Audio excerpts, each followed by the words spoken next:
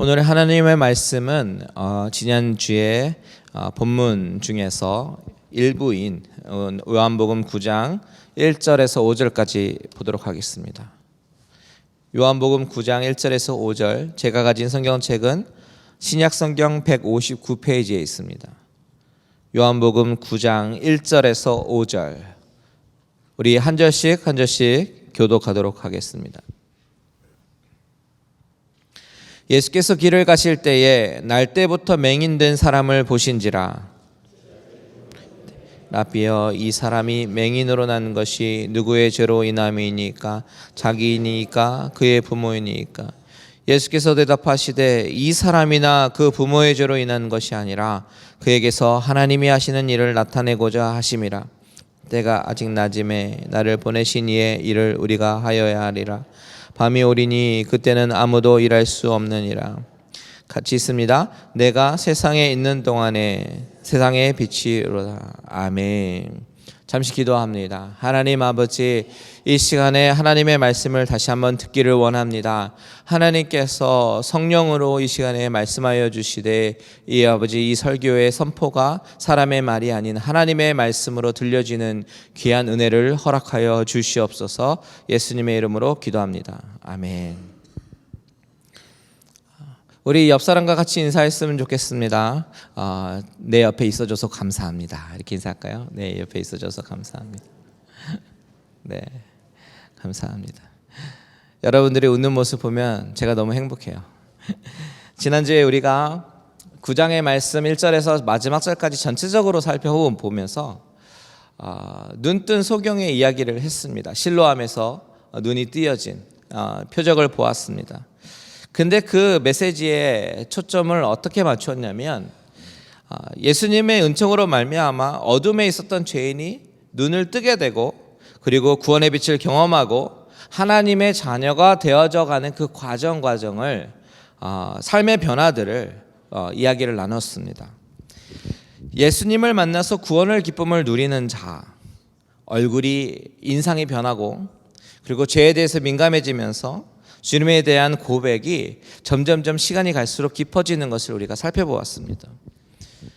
오늘은 그 이야기들 중에서 지난주의 이야기의 초점은 잠시 뒤로 하고 지난주 설교를 하면서 잠깐 짚고 넘어갔던 죄와 그리고 고난과의 관계를 좀 더 집중해서 살펴보고 그리고 지난 시간에 미처 나누어지 못했던 시간에 관한 주님의 교훈에 대해서 우리가 살펴보려고 합니다.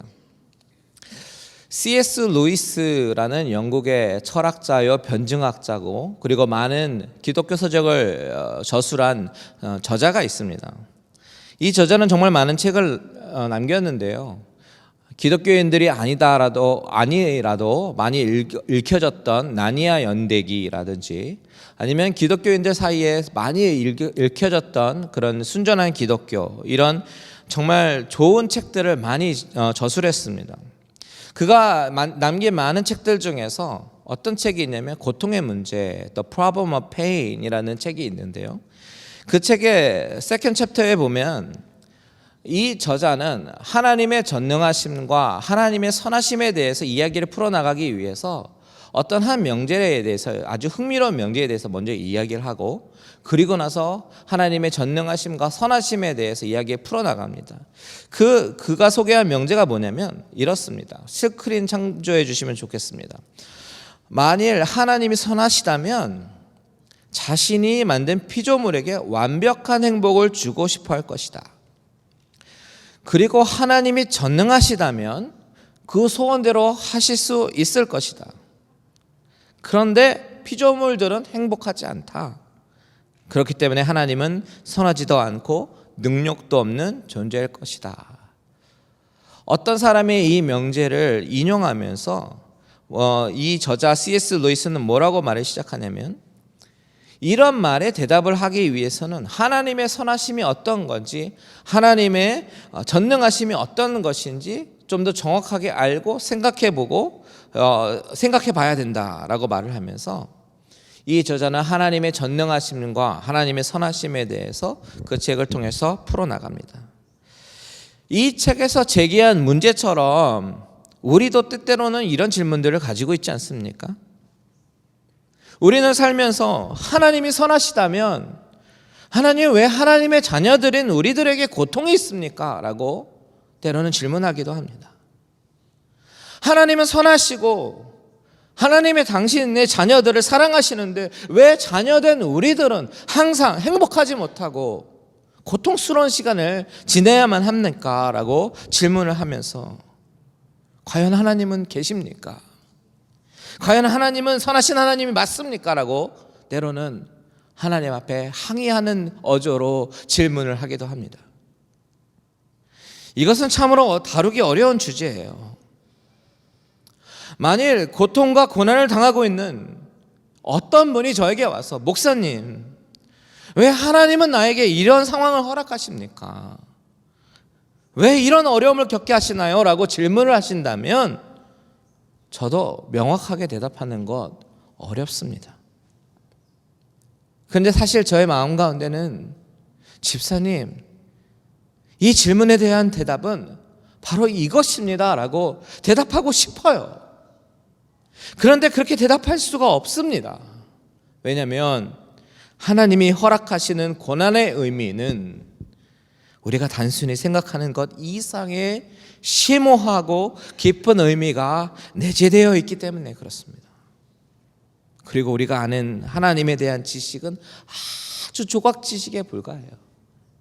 하나님의 세계를 완벽하게 이해하기라는 것은 정말 사실상 불가능하기 때문입니다. 그런데 지난 시간에 이어서 오늘 저와 여러분이 읽은 이 본문의 말씀은 이런 문제를 다시 한번 생각해 보게 하고 약간이나마 우리에게 힌트를 주는 본문입니다. 지난 시간에 하나님을 만난 사람이 중생의 체험을 하면서 변화되는 과정에 초점을 맞췄다면 오늘은 우리 인생 가운데 찾아오는 고난을 우리는 어떻게 해석할 것인가를 생각해 보는 시간을 갖도록 하겠습니다. 지난 시간에도 살펴봤지만 오늘 본문은 날 때부터 소경된 자 한 사람이 등장합니다. 태어나면서부터 삶의 무거운 짐을 안고 태어난 사람입니다. 앞을 보지 못한다는 것 여러분 상상이나 해보셨습니까? 그저 그냥 상상 속에 앞에 안 보이면 좀 힘들겠지라고 상상하는 정도밖에 우리는 할 수 있는 게 없어요. 그 사람이 실제적으로 감당해야 되는 고통과 그를 바라보는 부모의 심정과 가족들의 심정은 우리는 결코 이해할래야 이해할 수가 없습니다. 그가 아마 장애인이라는 이유만으로도 수많은 멸시를 당하고 수모도 당해야 됐을 것입니다. 그가 지나가면요, 사람들은 재수가 없다고 얘기를 하고 저주를 하고 죄 때문에 그렇게 된 거라고 손가락질하면서 죄인 취급했을 것입니다. 또 부모는 어떻습니까? 그렇게 천대와 멸시를 받는 자녀를 부모는 아무 말도 하지 못하고 바라보면서 마음속으로 눈물을 삼키면서 정말 수차례 마음속으로 울어야 했을 것입니다. 왜 이렇게 살아야 되나?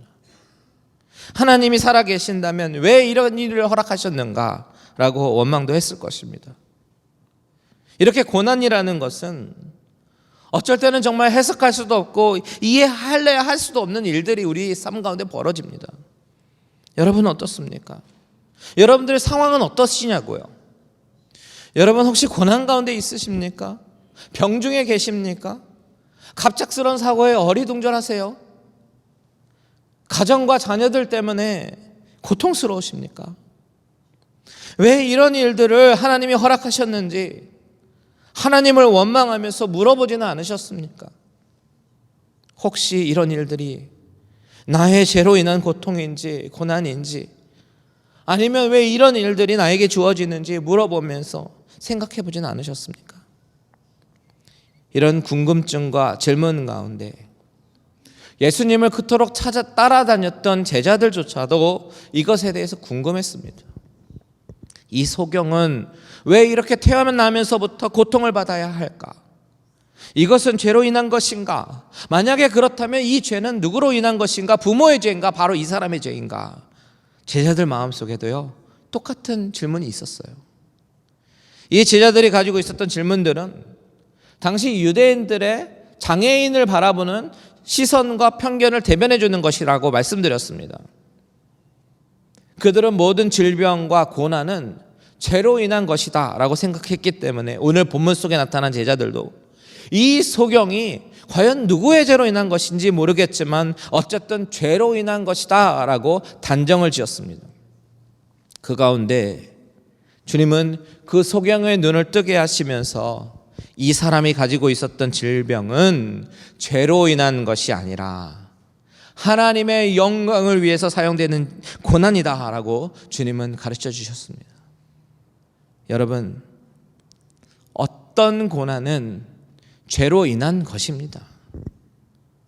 요한복음 5장에 보면 베데스다 연못가에서 38년 된 병자를 고치시는 장면이 나오는데 그때 주님께서 이 병자를 고쳐주시면서 뭐라고 말씀하셨냐면 14절 우리 같이 읽어볼까요? 시작.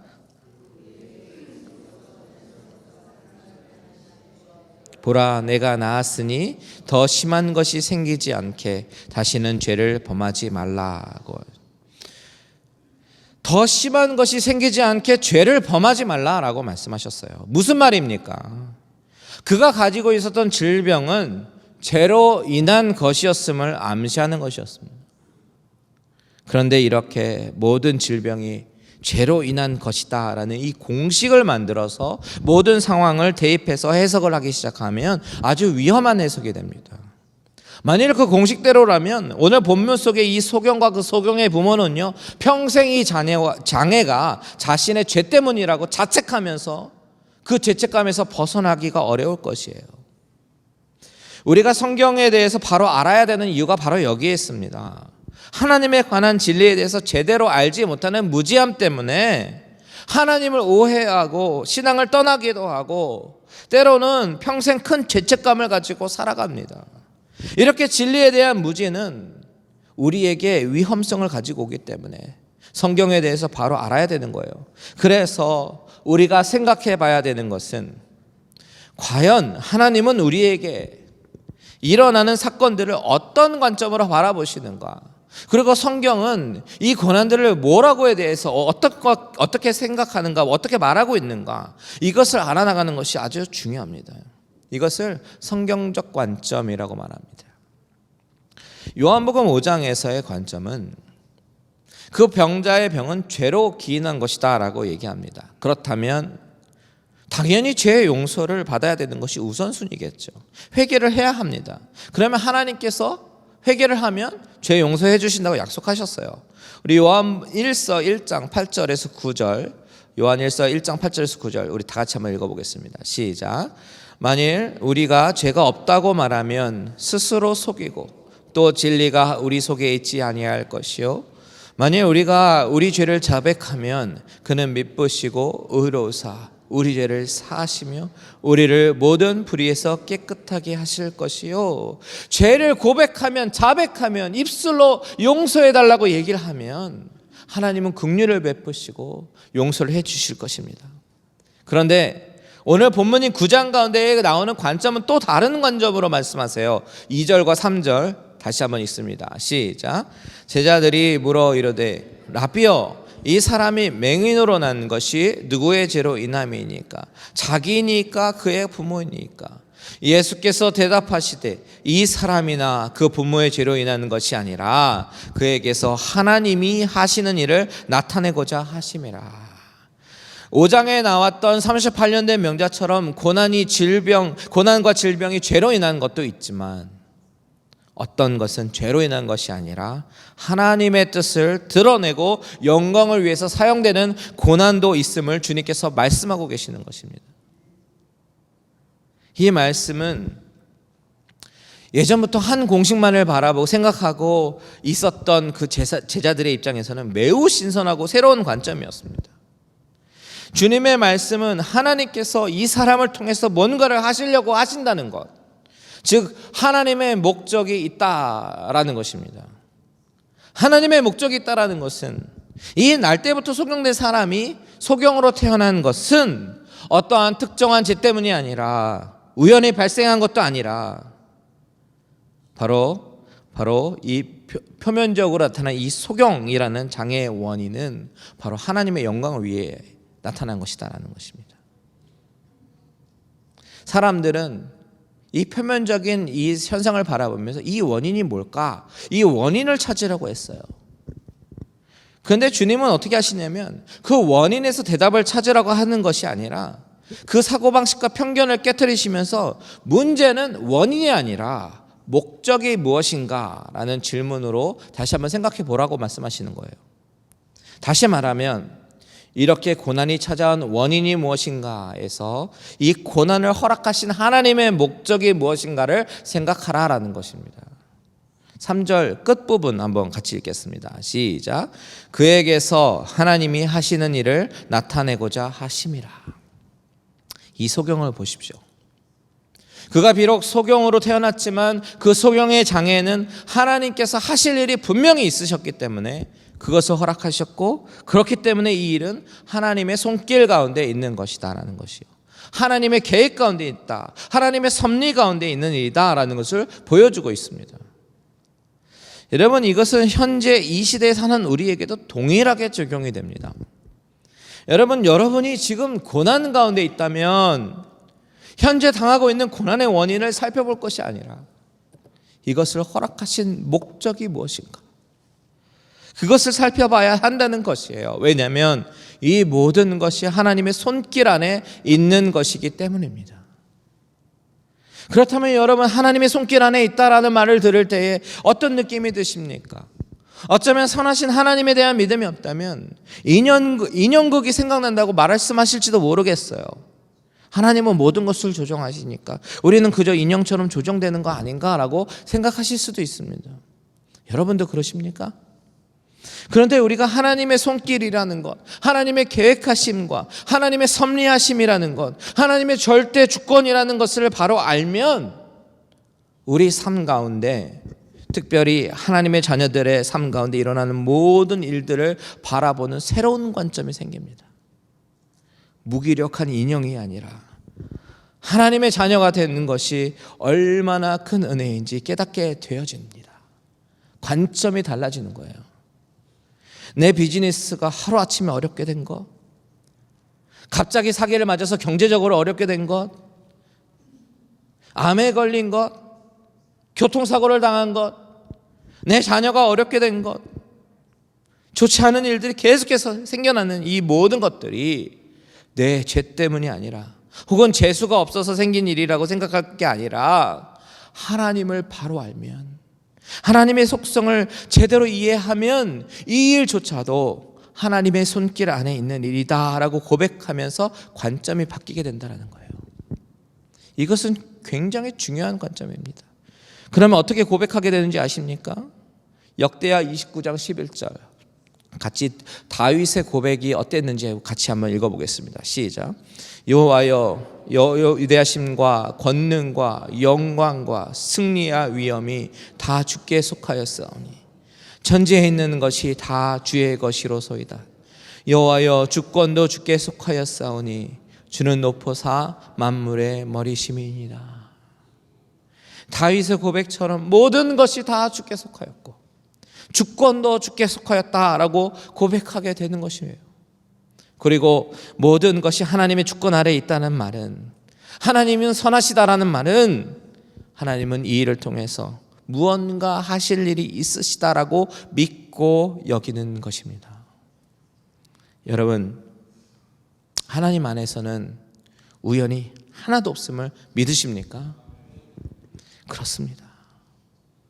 모든 일에 다 주권 아래 목적을 갖고 계시고, 그 목적은 하나님의 하시는 일을 나타내고자 하시는 것임을 믿으시기 바랍니다. 설사 어떤 상황이나 고난 같은 것이 여러분들의 죄 때문에 일어난 것임이 너무나도 명백해도, 그래서 여러분들이 그 고난 때문에 죄를 회개한다고 하더라도, 그럼에도 불구하고 그 사건은 그냥 죄로 인한 죄의 형벌이 아니라 그 일을 통해서 하나님은 하나님의 선하신 목적을 이루시며 하고자 하시는 일을 하신다라는 것을 믿으십시오. 5장에 나오는 38년 된 병자도 그렇지 않습니까? 그 사람의 죄 때문에 일어난 병이었지만 그 병을 통해서 주님께서는 하나님의 일을 나타내신 것이에요. 여러분, 무슨 일을 만나든지 이 관점을 놓치면 안 됩니다. 좋은 일이든지 나쁜 일이든지 하나님의 손길 안에 있다라는 것을 믿으셔야 합니다. 어쩔 때는 그것이 명백한 죄의 결과의 대가일 수도 있어요. 혹은 우연처럼 여겨지는 문제가 우리의 삶을 흔들 수도 있습니다. 그런데 이 모든 것조차도 하나님의 선하신 손길 안에 있다라는 관점을 가지면 여러분들의 인생과 가정의 일들과 그리고 교회 안에서 일어나는 일들을 바라보는 믿음을 취하게 되고, 여러분은 그 어려움 속에서 여러분들의 마음이 휘말려 들어가지 않을 것이고요, 평안을 빼앗기지 않을 것입니다. 이것이 하나님의 일을 바라보는 관점이라는 것이에요. 여러분, 하나님의 절대 주권을 인정하고 모든 것이 그분의 계획과 섭리 안에 있음을 인정하게 되시길 바랍니다. 우리가 허수아비고 인형이라는 이야기가 아니라 그 선하신 하나님의 계획하신 분명한 뜻이 있음을 인정하면서 지금 우리가 겪고 있는 고난을 성경적인 관점으로 올바로 바라보고, 그리고 그분을 더욱더 신뢰하게 되시기를 바랍니다. 저와 여러분은 그 선하신 하나님, 신실하신 하나님을 믿음으로 늘 붙잡으면서 승리하는 분들이 되시기를 주님의 이름으로 축원드립니다. 두 번째, 오늘 본문에서 놓쳐서는 안 될 교훈이 한 가지가 더 있어요. 바로 우리의 이 땅에서의 시간은 한정적이다라는 것입니다. 주님은 제자들에게 이 소경에 대해서 말씀하시고, 이것은 죄로 인한 것이 아니라 하나님이 하시는 일을 나타내기 위한 것이다 라고 말씀하시면서 바로 이어서 뭐라고 말씀하시냐면, 밤이 오리니 그때는 아무도 일할 수 없다 라고 말씀하십니다. 다 같이 4절과 5절 읽겠습니다. 시작. 때가 아직 낮음에 나를 보내신 이의 일을 우리가 하여야 하리라. 밤이 오리니 그때는 아무도 일할 수 없느니라. 내가 세상에 있는 동안에는 세상의 빛이리라. 주님은 소경이 된 것은 하나님이 하시는 일을 나타내고자 하신 것이다라고 말씀하셨어요. 하나님의 계획과 섭리와 절대 주권을 생각해 볼 수 있는 구절이에요. 그런데 그리고 이어서 때가 아직 낮이며 나를 보내신 이의 일을 우리가 하여야 하리라 라고 말씀하십니다. 밤이 오면 아무도 일할 수 없을 것이다 라고 말씀하십니다. 이 주제는 얼핏 보면 전혀 다른 주제처럼 보입니다. 앞서서는 고난의 원인과 목적이 하나님의 뜻을 이루어가는 것임을 말해주는 것이고, 뒷부분은 일할 수 없는 밤이 오리라고 말씀하시는 것은 뭔가 다른 주제인 것 같고 다른 이야기 같습니다. 그런데 주님께서 이 말씀을 같이 하신다라는 점을 우리는 주목해 봐야 됩니다.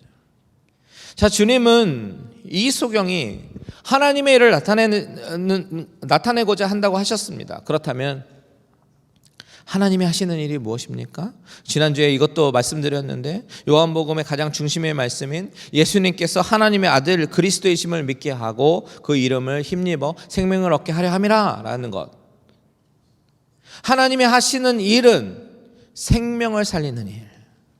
한 영혼이라도 예수 그리스도를 하나님의 아들이시고 우리를 구원케 하시는 구원자임을 믿게 하면서 구원에 이르게 하시는 그 예수 그리스도의 그 십자가의 사건이 바로 하나님이 하시는 일입니다. 그 구원의 사건을 나타내게 하시려고 소경으로 태어나게 하셨어요. 어둠 가운데 태어나서 어둠 가운데 살던 영혼이 빛이신 주님을 만나서 빛을 보게 되었습니다. 이것은 영적으로 죄 가운데 있는 어두운 자녀들이 빛이신 주님을 만나서 참 자유함을 누리게 되는 이 중생의 사건, 거듭나게 되는 사건을 이야기하는 영적인 메시지입니다. 그런데 그 이후에 4절에서 때가 아직 낮음에 나를 보내신 이의 일을 우리가 하여야 하리라. 밤이 오면 아무도 일할 수 없느니라 라고 말씀하십니다. 무슨 말입니까? 하나님의 일을 할 수 있는 시간이 곧 끝이 난다라는 것입니다. 이것은 구원의 기회는 영원히 주어지는 것이 아니라 어떤 일정한 시간이 지나면 더 이상 후회해도 소용없는 때가 온다라는 거예요. 요한복음에서 밤이라는 단어가 쓰여졌을 때 용법을 생각해 보면요, 요한은 이 단어를 의도적으로 사용할 때에 영적인 어두움, 아직 주님을 만나기 전에 불신의 상태를 말씀해 줄 때 이 단어를 쓰기도 한다라는 사실을 우리는 주목해 봐야 됩니다. 일례로 요한복음 3장에서 니고데모가 주님 앞에 찾아왔을 때 시간은 밤이었습니다. 많은 주석가들이 그 부분을 해석하면서 요한은 밤이라는 시간을 일부러 밝힌 의도가 있는데, 그것은 니고데모가 영적인 무지 가운데 있던 자임을 상징하는 것이라고 해석합니다. 그리고 이 해석에 크게 반대하는 사람이 별로 없습니다. 이 부분만 보더라도 요한은 밤이라는 단어, 어둠이라는 단어를 쓸 때에 그 안에 영적인 의미를 부여해서 불신의 상태를 나타내기 위해서 사용해야 한다라는 것을 알 수 있어요.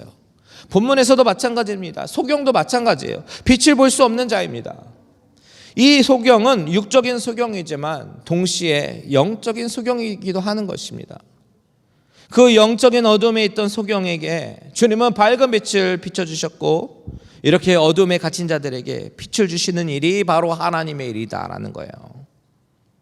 그런데 이것은 빛 대신 주님이 이 세상에 계신 동안에 하실 수 있다라고 얘기합니다. 우리 5절 같이 읽겠습니다. 시작. 내가 세상에 있는 동안에는 세상의 빛이로다. 빛이 되신 주님이 세상에 있는 동안에 하실 수 있다라고 말합니다. 이게 밤이 되면 더 이상 할 수가 없어요. 이것은 1차적으로 주님이 지상에서 하실 사역의 시간이 얼마 남지 않았다라는 말씀이기도 합니다. 때가 되면 주님은 이 세상에서 십자가에서 못 박혀 돌아가셔야 됩니다. 그리고 더 이상 이 세상에는 계시지 않을 것이에요. 그것을 이야기하는 것입니다. 그런데 동시에 2차적으로 이 말씀을 읽고 있는 현대의 독자들에게 하시는 말씀은, 우리가 하나님의 복음을 듣고 영적인 어둠에서 해방돼서 빛으로 나아갈 수 있는 기회도 forever, 영원히 주어지는 것이 아니라 언젠가는 후회해도 소용이 없는 날, 그날이 올 것임을 말해주고 있는 것입니다. 여러분, 혹시 예수님을 믿을까 말까 망설이는 분들이 계시다면요, 결정할 수 있는 시간이 영원히 주어지지 않는다라는 사실을 기억하셔야 됩니다. 또한 먼저 믿는 우리에게서도 우리 주위에 전도해야 될 대상이 있다면 이것 또한 영원할 수가 없다라는 것을 기억해야 됩니다. 일할 수 없는 밤이 옵니다. 하고 싶어도 할 수 없는 때가 옵니다. 중요한 것은 살아있을 때에 얼마나 누리고 호강하느냐가 중요한 것이 아니라 내가 주님 앞에 설 수 있는 준비가 되었느냐, 준비되지 않았느냐가 중요한 것이에요. 지금 여러분이 살아있는 이 시간이 바로 하나님의 일을 할 수 있는 기회인 줄 믿으시기 바랍니다.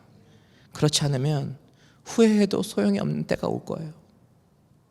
오늘 말씀에서 주님은 이 소경이 죄로 인한 것이 아니라 하나님의 일, 그러니까 하나님의 그 구원의 역사를 나타내기 위해서 쓰임을 받은 것이다라고 설명하시고, 이 구원의 역사도 나타내는 일도 결국 제한된 시간 안에 밤이 오기 전에, 일할 수 없기 전에 해야 된다라는 것을 말씀해 주는 것이에요. 말씀을 마무리하겠습니다. 여러분, 혹시 여러분이 고난 가운데 계십니까? 해석할 수 없는 일들이 여러분을 덮치고 있습니까? 고난을 묵상하면서 주저앉아서 낭망하고 절망하는 것을 사탄이 원하는 거예요. 그 고난의 시간은 오늘 본문의 소경처럼 하나님의 구원의 역사를 나타내기 위해서 쓰임을 받는 고난일 수도 있음을 여러분 기억하십시오. 만약 그렇다면요, 주저앉아 있을 시간이 어디 있어요? 주저앉아 있을 시간이 없습니다. 일할 수 없는 밤이 곧 옵니다. 우리에게 주어진 한정적인 시간이 주어졌기 때문에 주저앉아서 낭망하면서 절망하면서 시간을 보내면서 사탄이 원하는 대로 속아서 시간을 보내기보다는 원래 하나님께서 계획하신 일, 선하시고 완전하신 하나님의 일, 즉 새 생명을 살리는 일에 힘쓰고 하나님의 말씀 안에 거하시는 저와 여러분들 되시기를 주님의 이름으로 축원드립니다. 다 같이 일어나셔서 찬양하고 기도하겠습니다.